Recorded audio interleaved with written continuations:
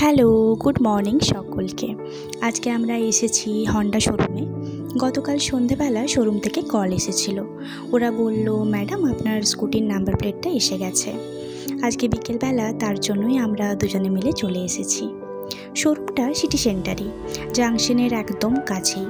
জানেন তো, আজ থেকে ঠিক কয়েকদিন আগেও যখন স্কুটিটা নিলাম তখনও আমি স্কুটি চালাতে জানতাম না, আর আজকে আমি নিজে তা চালিয়ে নিয়ে এসেছি। এটা যে কী আনন্দের বিষয় আমার কাছে, সেটা আপনাদের বলে বোঝাতে পারবো না। যারা স্কুটি চালাতে জানেন তাদের কাছে এটা অতি সামান্য এবং সাধারণ ব্যাপার, কিন্তু আমার কাছে তা মোটেও সাধারণ ছিল না।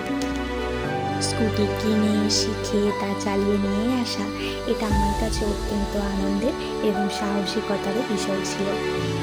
এই যে আমার নাম্বার প্লেটটা এসে গেছে, আর উনি এখানে সমস্ত রুলস অ্যান্ড রেগুলেশনগুলো আমাদের বোঝাচ্ছিলেন, আর আমরা সেটাই শুনছিলাম। শোরুমের বাইরেই আমাদের নাম্বার প্লেটটা লাগানো হচ্ছিল, আর আমরা সেটাই দেখছিলাম। আজকের ওয়েদারটাও বেশ ভালো ছিল, আর সামনেই জাংশনে একটা অনুষ্ঠান হচ্ছিল।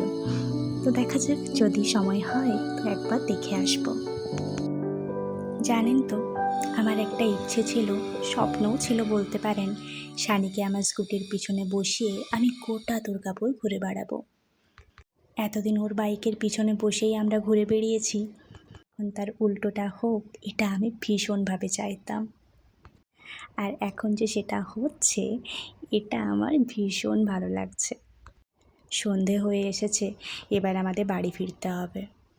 আজকের মতো টাটা, দেখা হবে অন্য একটা ভিডিওতে।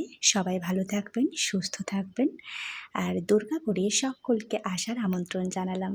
Bye bye.